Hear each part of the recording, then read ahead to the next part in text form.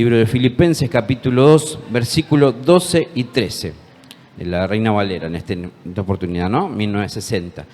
Dice la palabra: por tanto, amados míos, como siempre habéis obedecido, no como en mi presencia solamente, sino mucho más ahora en mi ausencia, ocupados en vuestra salvación con temor y temblor, porque Dios es el que en vosotros produce así el querer como el hacer por su buena voluntad.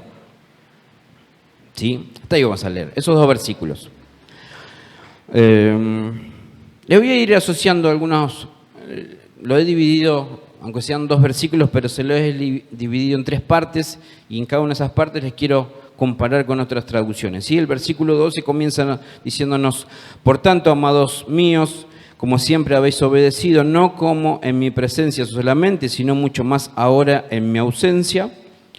La traducción del lenguaje actual nos dice: queridos hermanos, como yo estaba con ustedes, siempre me obedecían, ahora que estoy lejos deben obedecerme más que nunca. Y la nueva traducción viviente dice: queridos amigos, siempre siguieron mis instrucciones cuando estaba con ustedes, y ahora que estoy lejos es aún más importante que lo haga. El apóstol Pablo, en primera instancia, remarca a los hermanos de Filipo, ¿sí?, el reconocimiento de todo lo que hasta ese momento el apóstol Pablo les ha enseñado acerca de Cristo, y no solamente lo que han aprendido estos hermanos de Filipo, sino lo que han obedecido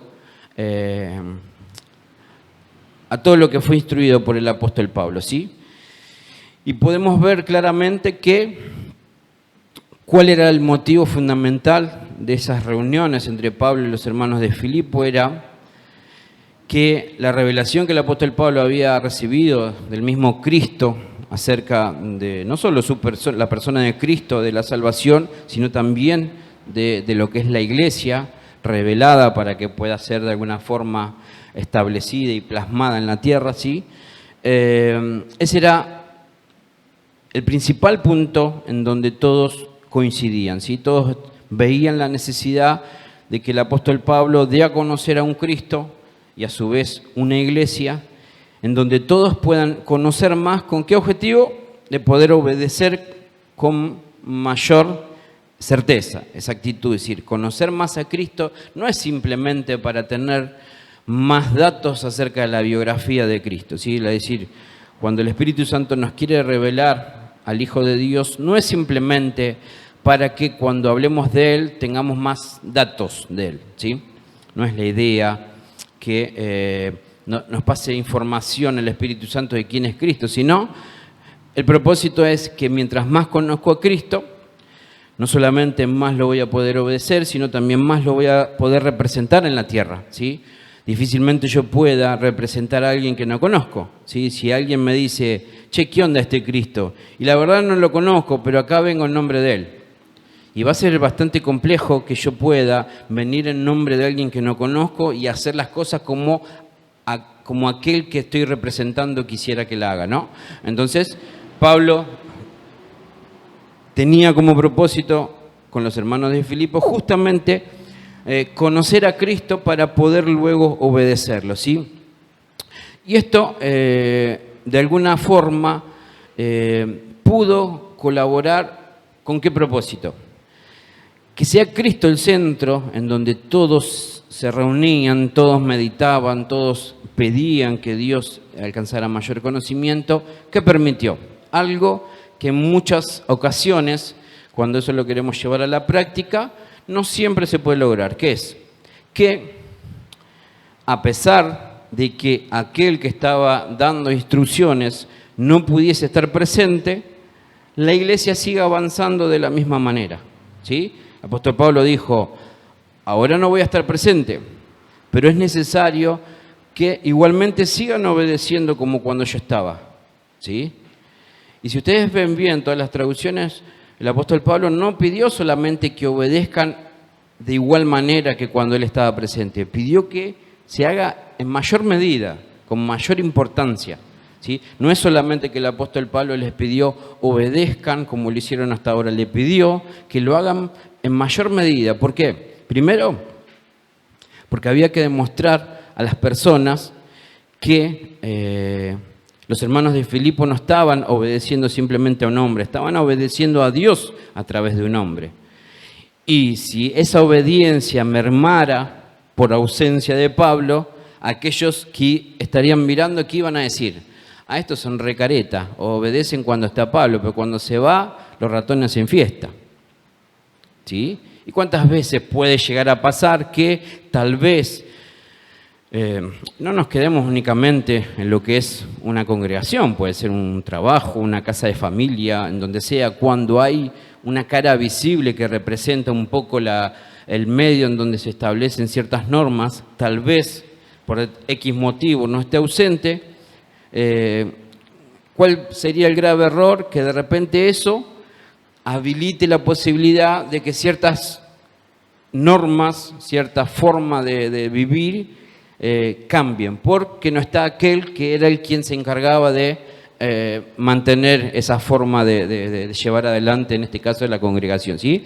Pablo les pidió que en su ausencia esto se haga con mayor importancia, con mayor dedicación, que se haga en mucho mayor medida. ¿Sí? Pero esto, ¿por qué se podía hacer?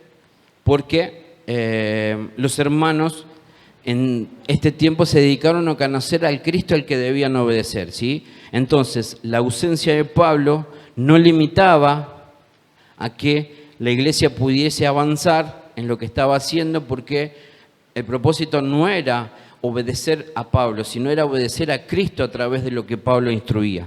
¿Se entiende la diferencia? Entonces, ¿qué tenemos nosotros como gran beneficio cuando lo que nos reúne a nosotros es conocer a Cristo y a partir de ahí obedecerlo en mayor medida? Que su iglesia, su cuerpo, no va a depender de una persona determinada para que se siga obedeciendo. No va a depender de una persona u otra, llámese un pastor, líder, llámese quien sea, ¿sí? No va a depender de ese tipo de personas como para que la cosa avance, ¿sí? Es decir, como el propósito tuvo que ver siempre conocer a Cristo, no, repito, no para simplemente tener información del Hijo de Dios, sino para decir, bueno, a partir de ese Cristo que conozco, ¿sí? Voy a poder obedecer con mayor claridad, ¿sí? Es decir, ahora que conozco más claramente a Cristo, voy a poder hacer en mayor medida lo que Él espera de mí, ¿sí? Entonces, de ahí podemos tomar que no solo en una iglesia, sino en un hogar, en todo tipo de establecimiento, cuando el punto de encuentro, en donde todas las cosas se reúnen, en donde todo gira alrededor de Cristo, y es Cristo la persona a la que se apunta a que sea quien gobierne determinado lugar, persona, territorio, ¿sí? Es lo que nos va a permitir a nosotros que eso tenga la consistencia, el fundamento, la firmeza, sin depender de los nombres. El único nombre es el que está por sobre todo nombre, ¿sí? Cuando es Cristo el centro, no depende de ninguno de nosotros como la clave para que la cosa se sostenga. Sería un grave error que algo de lo que estamos edificando, ¿sí?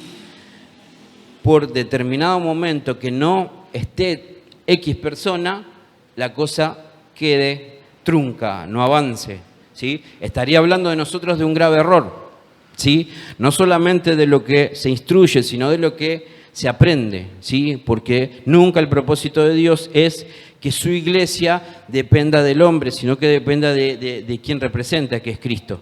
Entonces, cuando nosotros buscamos conocer a Cristo y obedecerlo a Él, tenemos esos dos principios. ¿Cuál es?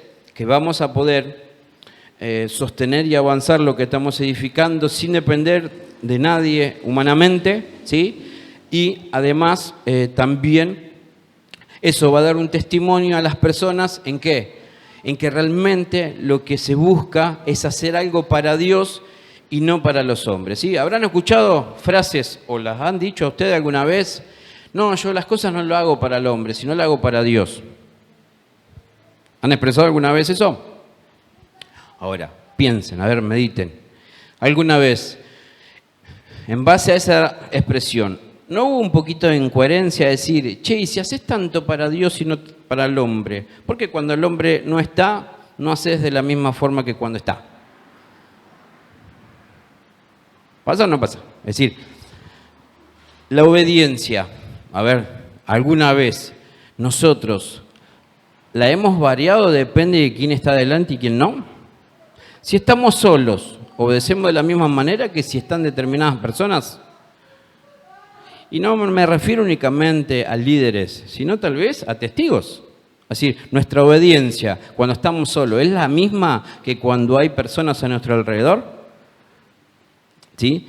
Y eso es lo que nos marca un poco, decir, si obedecemos a Dios, no necesitamos que alrededor nuestro haya personas que nos comprometan a obedecer más que si cuando estamos solos, ¿sí? Es decir, porque aquel que todo lo ve, aquel que está en todos lados, ¿sí?, es más que suficiente como para que yo pueda mostrar fidelidad, aún sin necesitar que haya testigos a mi alrededor que me provoquen un poquito más de obediencia. ¿Se entiende? Y esto es lo que Pablo estaba tratando de impartir a los hermanos de Filipo, ¿sí? Que ellos puedan conservar esa obediencia a pesar que él humanamente no esté, ¿sí? Y esto era fundamental porque además transmitía a los demás, decir, che, mirá, lo que se está formando en ese lugar, ¿sí?, no es algo que obedece a un Pablo, es algo que obedece a Dios a través de Pablo, ¿sí? Y eso para nosotros es muy importante tenerlo presente. Y otro punto que nos puede ayudar a entender aún los tiempos y nos puede llevar a un grado mayor de madurez. ¿De qué estamos hablando? Que cuando comprendemos que acá lo que tiene que reinar es justamente la verdad de Dios como el eje central, como lo que sostiene todo, ¿sí?, porque eso es lo que es la base en donde se edifican todas las cosas, tenemos que asumir qué posibilidad concreta y más que necesaria en muchos casos, que tal vez para que la Iglesia de Cristo crezca, ¿sí?, se disminuya en el tiempo que podamos compartir y lo que tenga que prevalecer más es en la verdad que estamos edificados todos. Es decir, si para que nosotros podamos mantenernos unidos dependemos de esa unidad familiar, como la pastora decía, ¿no? Es decir, ese espíritu familiero que tenemos a veces de llevar adelante la congregación, si eso no lo vemos como algo lindo de disfrutar, pero no que debe sostener la iglesia, ¿sí? Es decir, ¿por qué digo esto? Porque cuando nosotros nos identificamos que es lindo este lugar porque es muy familiero, ¿sí?, y podemos compartir tiempo juntos, podemos charlar mucho, ¿sí?, y está muy bueno eso, y hay que saber disfrutarlo. ¿Por qué? Porque la realidad es que de acuerdo a los testimonios que vemos en la palabra de Dios, para que la iglesia crezca, muchas veces, ¿sí?, el Señor necesita a veces distribuir nuestros tiempos, no centralizándonos en un lugar para que compartamos juntos, sino que tal vez nuestro tiempo sea utilizado en muchas áreas en donde hay necesidades, ¿sí? Y ahí podemos llegar a decir, pero ahora que no me puedo ver tanto tiempo con los hermanos que solía ver, es como que ahora me desinfló un poco. ¿Y cuál sería el problema si pasara eso? Que tal vez nos estuvimos sosteniendo más por la confraternidad humana y no por la verdad de Cristo. Porque cuando nos sostiene la verdad de Cristo, a pesar que haya un distanciamiento en tiempos de que nos relacionamos o que no nos vemos hace rato, la verdad de Dios nos mantiene unidos en el Espíritu. Pablo necesitaba seguir avanzando el Evangelio en otras tierras y iba a seguir relacionándose con los hermanos de Filipo a través de una carta. ¿Sí? ¿Por qué? Porque el Evangelio debía avanzar. Y tal vez el tiempo compartido iba a ser mucho menor, pero eso no iba a significar la división de una iglesia, sino que iba a seguir siendo sostenida en una verdad a pesar que el tiempo físico que se pudiera compartir no sea el mismo. Y en eso tenemos que nosotros de alguna forma ir creciendo, ir madurando. ¿Por qué? Porque la realidad es que cuando nosotros nos podemos sostener en la verdad, ¿sí? No vamos a necesitar que todo el tiempo esté alguien encima de nosotros para poder sentirnos bien, ¿sí? Tal vez puedan pasar tiempos por ocupaciones de cada uno de nosotros cuando estamos abocados al llamamiento de Dios, que de repente no haya mucho tiempo para compartir juntos, para compartir una cena, un almuerzo, tal vez a veces para un mensajito, ¿sí? Pase que no haya el mismo tiempo. Pero cuando nosotros recordamos que lo que nos une a nosotros no es solamente esos gestos, ¿sí? Que tanto bien hacen, pero que no son el fundamento por el cual nos reunimos, sino que es Cristo el que nos reúne a todos, ¿sí? Eso para nosotros es de mucha ayuda, ¿sí? Por eso esta primera parte que les quería compartir justo tenía que ver con el pedido de Pablo a los hermanos de Filipo en remarcar la importancia de obedecer a Cristo a través de lo que se lo va conociendo a diario, en obedecerlo a pesar que él iba a estar ausente en cuerpo, ¿sí? Y de alguna forma también entender el testimonio que se da cuando se sigue obedeciendo a pesar que determinadas personas no estén en el lugar, ¿sí? Y la importancia de ver que aunque disminuya el tiempo que nos podamos relacionar, ¿sí? Cuando es el Espíritu Santo a través de su verdad quien nos ha unido, ¿sí? Eso es un vínculo más que fuerte para seguir relacionándonos a pesar que el tiempo que no nos veamos no sea el mismo, ¿sí? El tiempo que veamos no haya disminuido de alguna forma, ¿sí? ¿Se va entendiendo hasta aquí esta primera parte que se lo es dividido? ¿Sí? Ahora, dice que a estos hermanos de Filipo, el apóstol Pablo, ¿qué les pide? Continúa cuando termina diciendo, si no, mucho más ahora en mi ausencia, que sigan obedeciendo. ¿Qué continúa a través de esa coma? Filipenses 2, capítulo 12 todavía, la última parte. ¿Qué dice? Ocupaos en vuestra salvación con temor y temblor. ¿Sí? Traducción lenguaje actual dice, por eso, con respeto y devoción a Dios, dedíquense a entender lo que significa ser salvado por Dios. Nueva traducción viviente, esfuércense por demostrar los resultados de su salvación, obedeciendo a Dios con profunda reverencia y temor.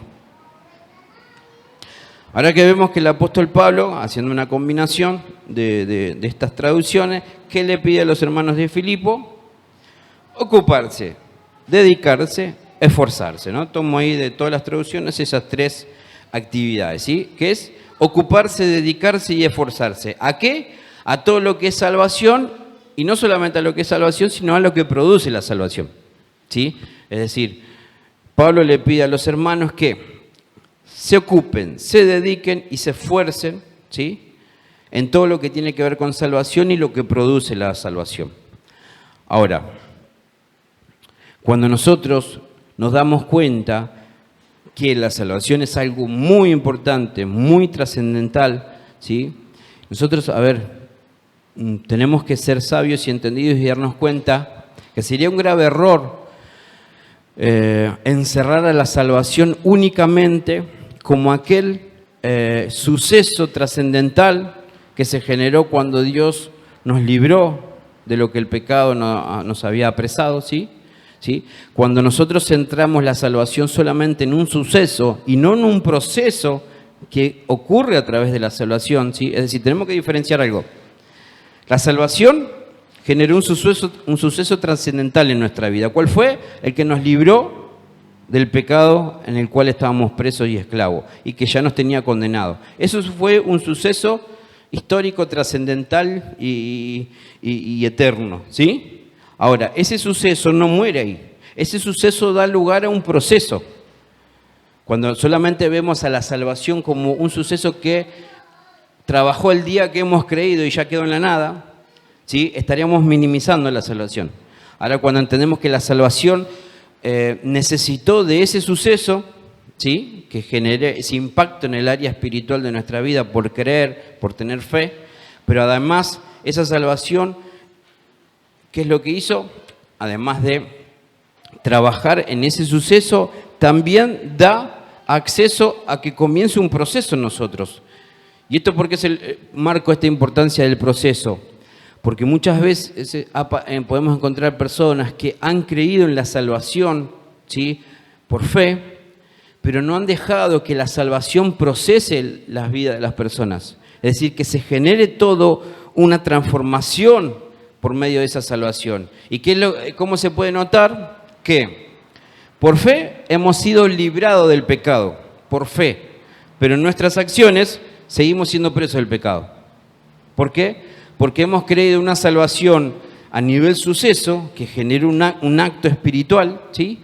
Pero cuando esa salvación se quiso expresar a través de nuestra vida, regenerándonos, transformándonos, mostrando evidencias aquí al andar en la tierra, no le dimos lugar. ¿Por qué? Porque Cristo me libró del pecado, pero lo seguimos cometiendo.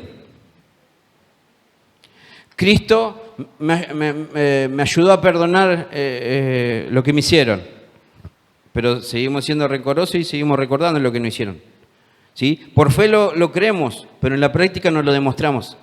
¿Por qué? Porque le dimos lugar al suceso de fe, de la salvación, pero no al proceso de lo que nos quiere llevar a convertir la salvación. Él quiere generar, la salvación nos quiere librar. Salvación tiene que ver con librar algo de un estado, ¿sí?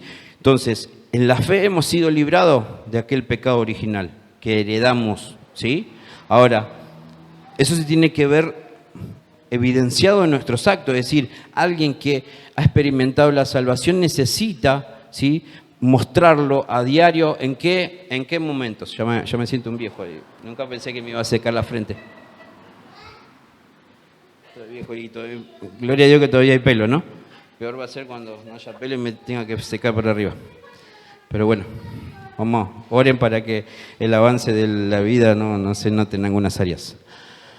Ahora, pensemos que esto es muy importante que la iglesia de Cristo tiene que experimentar. No podemos ser solamente una iglesia que por medio de la fe crea que fue salva, pero por medio de los actos no lo demuestre, ¿sí? Y Pablo, ¿qué está diciendo? Che, mirá, este tema de la salvación es algo tan importante, ¿sí?, que no lo puedes atender cuando te sobre tiempo. No lo podés atender cuando se te quedó sin batería el celular y bueno, ahora ya que no tenés nada para entretenerte, bueno, pienso en la salvación. No. El apóstol Pablo, ¿qué dijo? Ocuparse, dedicarse, esforzarse. Ocuparse, ¿sí?, es llevar adelante una tarea específicamente, ¿sí? Dedicarse es decir, mi vida está enteramente dedicado a eso, ¿sí? Y esforzarse quiere decir que atender la salvación no es simplemente un acto que mientras estoy planchando y bueno, ¿qué onda la salvación? Y bueno, la cosa es por ahí, mientras tiro una carne en la parrilla voy meditando en lo que es la salvación. No, la salvación es algo demasiado trascendental como para yo cancherear y meditarla a media máquina, ¿sí? El apóstol Pablo dice, no, esto es algo trascendental, que tienen que dedicarse no solamente a conocer la salvación, sino a entender lo que produce la salvación. Porque cuando vos ignorás lo que es la salvación, también vas a ignorar lo que produce la salvación. Y cuando vos ignorás lo que produce la salvación, no vas a poder ser beneficiado por esa salvación. Vas a ser como aquel que tiene un montón de recursos pero no está enterado, ¿sí? Como dice la palabra, en nada difiere el heredero del esclavo, el heredero cuando es niño comparado con el esclavo. ¿Por qué? Porque el niño todavía no toma conciencia de lo que tiene por herencia, ¿sí? Ignora. Entonces cuando nosotros ignoramos determinadas cosas no podemos tener la posibilidad de que eso que ignoramos pueda trabajar en nuestra vida, porque ignoramos, ¿sí? Entonces, nosotros tenemos que no solamente ocuparnos de lo que es la salvación y lo que produce la salvación. ¿Por qué? Porque muchas de las cosas que vos has pasado, has recibido aflicción, angustia, problemas, todo, fue porque ignorabas que la salvación te libraba de eso, pero por ignorarlo terminabas cayendo preso. Es decir, tenías el recurso para evitar sufrir determinada cosa por medio de la salvación, pero tu ignorancia te llevó a padecer como alguien que no era salvo. ¿Se entiende? Es decir, el que no es salvo por medio de la fe, ¿en qué situación está? Está cautivo, preso del pecado. Y está viviendo como un preso. Ahora, por más que yo crea que soy salvo por medio de Cristo, pero no entiendo lo que es la salvación, puedo terminar viviendo de igual manera que aquel que no es salvo. Porque no alcanza con declarar que soy salvo si después no entiendo lo que es la salvación y lo que produce la salvación en mí. Porque yo tal vez termino actuando de la misma manera que alguien que no ha experimentado la salvación, por no conocerla. ¿Se entiende la diferencia? Entonces, ante un mismo problema, actúo de la misma manera que un inconverso, que alguien que no cree en Dios. Y yo decir, ¿cómo? Este no cree en Dios, pero reaccionó de la misma manera que este que sí cree en Dios. ¿Cuál es la diferencia? Que uno por fe creyó, pero después no indagó, no buscó aprender. ¿Y qué es lo que sí la diferencia? Es que uno creyó y el otro no. ¿Qué es lo que es igual para los dos? Que los dos son ignorantes. ¿Se entiende la diferencia? Yo puedo creer, pero seguir siendo ignorante. Lo que a mí me va a librar de la ignorancia es ocuparme, dedicarme y esforzarme por conocer la salvación y lo que produce la salvación. Entonces, este año hemos padecido muchas cosas porque ignorábamos que la salvación nos libraba de eso. Pero justamente por desconocerlo, hemos sido víctimas como aquel que no ha experimentado la salvación. ¿Sí? ¿Se va entendiendo? Ahora, dice el apóstol Pablo que esta dedicación, este trabajo respecto a la salvación no debe llevarse adelante de cualquier forma. Dice que hay que hacerlo dentro de un marco de obediencia, ¿sí? Por causa de conocer a Cristo. Conocer a Cristo nos va a llevar a obedecerlo, ¿sí? Y ¿de qué formas? Con temor, temblor, respeto, devoción, reverencia. Es decir, que a medida que nosotros nos ocupamos, ¿sí?, de conocer lo que es la salvación y lo que produce la salvación, en nosotros se va a desarrollar el temor, el respeto, la reverencia, la devoción a Dios. ¿Por qué? Porque a medida que se va revelando lo que es la salvación en nuestra vida, eso nos va a tomar conciencia de lo que hemos recibido por medio de la fe.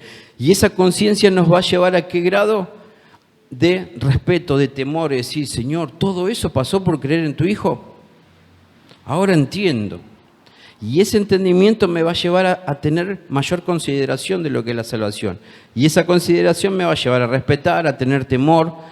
¿Qué podríamos decir? Que si yo conozco lo que es la salvación, ese conocimiento me va a ayudar a tener temor. ¿Y qué quiere decir? Que si yo desconozco lo que es la salvación, ¿en qué me voy a transformar? En un ser que no teme a Dios. ¿Y qué pasa cuando nosotros no tenemos temor de Dios? No nos importa nada lo que Él considera en cada una de nuestras acciones. A ver, lo traduzco en criollo, hago lo que se me canta sin importar lo que Dios espera de mí. ¿Se entiende? Es decir, alguien que no teme a Dios hace lo que quiere sin consultar, sin importarle lo que Dios opina de mi acción. ¿Y eso qué es? Falta de temor. ¿Y por qué se produce la falta de temor? Porque hay desconocimiento de lo que es la salvación, de lo que fuimos librados, ¿sí? Ahora, en esta segunda parte, ¿qué es lo que pudimos ver? La importancia para el apóstol Pablo de dedicarnos en la salvación, ¿sí? Y en lo que produce la salvación, ¿sí?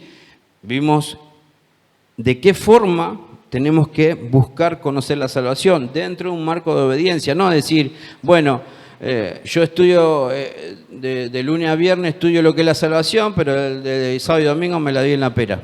No, la idea es que vos lo que fuiste aprendiendo en la semana se pueda ver los 7 días de la semana en tu vida como producto, ¿sí? Entonces, tiene que ir todo de la mano, ¿sí? A mayor luz en tu vida, también se tiene que reflejar en tus pasos. Es decir, la palabra se imparte con mayor claridad en tu conocimiento. Bueno, tu comportamiento tiene que evidenciar que el conocimiento está llegando en mayor medida a tu vida. Sería una incoherencia dos cosas, o incoherencia, conocer más y obedecer menos, o rebeldía. Conozco pero no quiero obedecer, ¿sí? Es decir, cuanto más conozco, tengo la gran bendición de poder obedecer más. Si conozco más pero no quiero obedecer más, ya estamos hablando de algo que habría que replantearse. Che, ¿qué onda? Vos conocés, pero no lo hacés. ¿Cómo se llamaría eso? Es obediencia. Sabés hacer lo bueno y decidís no hacerlo, ¿sí? Ahora, el último tramo de esta palabra que quiero cerrar, ¿sí? Que en parte es lo que nos va a ayudar un poco a poder reflexionar en lo que fueron, no solo este año, sino nuestra vida hasta el día de hoy y qué decidimos hacer en el próximo año, ¿sí? Y la pregunta es, ¿por qué este pedido de Pablo a los hermanos de Tesalónica? De dedicarse a atender esto que tiene que ver con la salvación, ¿sí? Justamente, ¿en qué lo vemos? Versículo 13. Porque cuando nosotros nos dedicamos a atender y a estudiar lo que es la salvación, versículo 13 nos dice el por qué tenemos que hacerlo. Porque Dios es el que en vosotros produce así el querer como el hacer por su buena voluntad, ¿sí? Fíjense acá lo trascendente que es dedicarse a conocer, ¿sí?, lo que es la salvación. ¿Cuál es qué es lo que Dios quiere producir en nosotros por causa de dedicarnos a conocer la salvación? ¿Qué cosa? Porque es Dios el que en vosotros produce, ¿sí? Hay un porqué acá. ¿Qué significa? ¿Por qué? ¿Qué es? Esto por esto. Es decir, tenés que hacer esto porque es esto lo que tiene que pasar, ¿sí? Tenés que dedicarte a conocer lo que es la salvación y lo que produce porque Dios quiere producir esto en vos. ¿Qué es lo que Dios quiere producir? Tanto el querer como el hacer, por su buena voluntad. Le leo otra traducción, versículo 13 de lenguaje actual. Porque es Dios quien los motiva a hacer el bien y quien los ayuda a practicarlo, y lo hace porque así lo quiere. Lean, escuchen, presten atención a esta traducción. Porque es Dios quien los motiva a hacer el bien y quien los ayuda a practicarlo. Pastor, ¿sabe que no siento ganas de hacer tal cosa? Es como que me cuesta. ¿Sí? O tengo ganas de hacerlo, pero no llego a hacerlo. Hay algo que me falta para completar, ¿sí? Hay días que no tengo ganas de hacer nada. Y hay otros días que quiero hacer, pero no me alcanza la fuerza. Versículo 13, les repito. Porque es Dios quien los motiva a hacer el bien. Es decir, ¿no estás motivado? Dios quiere motivarte. ¿No puedes hacerlo? Y es Dios quien los ayuda a practicarlo. ¿Qué quiere decir esto? Que cuando vos ponés como argumento, no estoy haciendo la voluntad de Dios porque me cuesta arrancar, porque arranco pero no llego, ¿sí? Significa que Dios no está produciendo en vos el querer y el hacer. Y si no lo está haciendo es porque vos no estás prestando atención, no estás tratando de valorar lo que es la salvación. Dios, por su buena voluntad, quiere motivarte todos los días a que hagas lo que Él te pide. Y por su buena voluntad, Él te va a ayudar a que hagas las cosas bien. Es decir, no tenemos excusa para decir, no hice tal cosa porque no tenía ganas o porque no me alcanzó la fuerza para hacerlo. Porque la palabra nos dice que la buena voluntad de Dios es motivarte a que hagas lo que Él te pide y ayudarte para que lo puedas lograr. Y te pregunto, hermanito querido, medita un poquito. ¿Podés encontrar de algún lugar de la faz de la tierra una ayuda más importante que la de Dios para tener motivos para hacer el bien y encima que te ayude a hacerlo?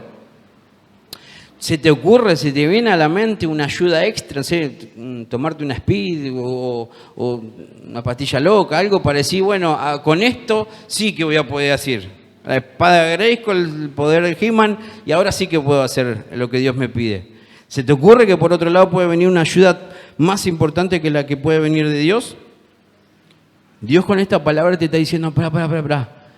Mi buena voluntad es motivarte cada día de tu vida a que hagas lo que espero de vos. Mi buena voluntad es ayudarte en aquellas cosas que querés hacer pero no podés. Si eso no pasa en vos, no es culpa mía. Es porque a vos no te importa lo que es la salvación y lo que produce la salvación. Por un lado te aliento y por otro lado te transmite una responsabilidad. Si vos no encontrás motivos para hacer el bien, es porque vos no querés. Porque Dios quiere ayudarte a a que tengas motivos a diarios para hacer el bien. Si vos no tenés fuerza para completar lo que Dios espera de vos, no es porque no alcanzas tus fuerzas y será que no, bueno, será que no es para mí esto de obedecer. No, porque Dios quiere ayudarte a obedecer. Pero para que vos puedas obedecer, Él necesita que te ocupes, que te dediques, que te esfuerces en conocer lo que es la salvación y lo que produce en aquel que fue salvo. Cuando vos decís no puedo, Dios te dice, yo te salvé de esa cárcel del no puedo. Cuando vos decís, hay algo del pasado que no me permite creer en las cosas nuevas que querés hacer de mi vida, la salvación te recuerda que Dios te libró, te hizo salvo de ese pasado condenatorio que no te permite avanzar. Es decir, que cuando vos no valorás lo que Dios hizo a través de su Hijo, alcanzándote la salvación, te vas a perder esto tan importante que es el querer como el hacer. Y esto no se limita a una congregación, a un evangelismo, a predicar, no. Esto puede trascender que de repente te levantes una mañana y no quieras ir a trabajar. Y no porque no tengas ganas de ver a tus patrones, a tus compañeros. Tal vez no quieras ir a trabajar porque no encontrás sentido a la vida. Porque ves que no tiene sentido emplear ese tiempo, ¿sí? Y no ves nada bueno a cambio. Vas a querer expresar amor a tu esposa, a tu esposo, a tus hijos y no vas a saber dónde sacarlo. Es decir, quiero mostrar que los amo, pero no sé cómo. Me quiero motivar en algo para mostrar evidencias que los amo, pero estoy desmotivado. Comienzo a hacer un gesto de amor hacia mis seres queridos, pero algo en mí explota y ese gesto de amor queda en la nada. Cuando esas cosas pasan, ¿sí?, es porque vos no estás permitiendo que Dios ponga en vos el querer como el hacer. Y ese querer y ese hacer, Dios no lo va a poner porque se lo pidas, sino porque seas responsable con la salvación que Él dio en tu vida a través de su Hijo. Esto, hoy la pastora hablaba de las fuerzas que vienen por confiar en Él. Esto no es por el querer y el hacer, no viene por confianza, ni viene por pedirlo. Esto viene por esfuerzo, dedicación y ocupación. Cuando vos no te ocupás, no te dedicás y no te esforzás, hay fuerzas que no van a venir a tu vida. Cuando vos no sos responsable con la salvación que Dios te dio a través de su Hijo, por más que clames, ores, ayune, no va a venir el querer para hacer el bien. Vas a querer y no vas a poder, ¿sí? Vas a buscar motivos para obedecer y no lo vas a encontrar. ¿Por qué? Porque no se puede obedecer algo que no se valora. Cuando uno no valora la salvación, difícilmente encuentra un motivo para dar su vida por lo que hizo Cristo en nosotros. ¿Sí? ¿Se van siguiendo? Ya terminamos. La buena voluntad de Dios justamente tiene que ver con, es algo recíproco. El querer y el hacer son dos acciones que necesitamos para hacer la voluntad de Dios. Y a su vez la buena voluntad de Dios es ayudarnos a querer y hacer. Miren qué lindo esto de que plantea Dios. Nos da algo que nos permite hacer la voluntad de Dios. Y a su vez la voluntad de Dios es ayudarnos a que podamos querer y hacer. ¿Se entiende cómo cierra todo perfecto? Es decir, Dios quiere ayudarnos a querer y hacer el bien, ¿sí? Y cuando nosotros queremos y hacemos, también nos lleva a hacer la buena voluntad de Dios. Es decir, los pensamientos de Dios giran en torno a que podamos ser uno con Él, podamos hacer su propia voluntad, ¿sí? Entendamos que no querer hacer la voluntad de Dios, ¿sí?, es producto justamente de no haber valorado lo que hizo Cristo otorgándonos la salvación por medio de la fe. Vos replanteate, cuando pasás por momentos en donde te sentís sin fuerza, sin ánimo para avanzar, pregúntate, Señor, mostrame, ¿doy evidencias que valoro lo que hizo tu Hijo por mí? Porque si yo no estoy demostrando lo que hizo tu Hijo por mí, ¿sí?, no voy a buscar conocer cada vez más de ese acontecimiento, de ese suceso. Y cuando no conozco de ese suceso, el proceso que quiere generar en mí la salvación no lo voy a poder experimentar nunca. Es decir, voy a creer en que fui salvo, pero no voy a vivir como alguien salvo. Y eso pues es lo más triste que hay, porque va a llegar un momento que va a decir, che, pero tanto tiempo de creer que soy salvo, pero al final vivo como cualquier cualquier inconverso de esta tierra. ¿Será que sí es cierto esto? Y acá el tema no es si Dios es verdadero o no es verdadero. El tema es que vos creas de manera completa lo que Dios te habla. Y Dios, además de hacerte salvo, quiere que vivas como un salvo. No es solamente parecer, es ser también las dos cosas, ¿sí? Tenemos que creer en lo que Dios hizo en nosotros, pero vivir como alguien que cree en eso. Porque vamos a querer transmitir el Evangelio, vamos a querer dar testimonio a otras personas, pero la gente va a decir, mirá, tu forma de expresar el Evangelio con la lengua, perfecto, casi que me convences. Pero ¿sabemos por qué no me llegas a convencer? Porque cuando te veo vivir no te veo convencido de lo que estás hablando. Y es una carga eso en nosotros, que tiene que haber una coherencia y una convicción entre que lo que expresamos con seguridad lo podamos vivir con esa misma seguridad, ¿sí?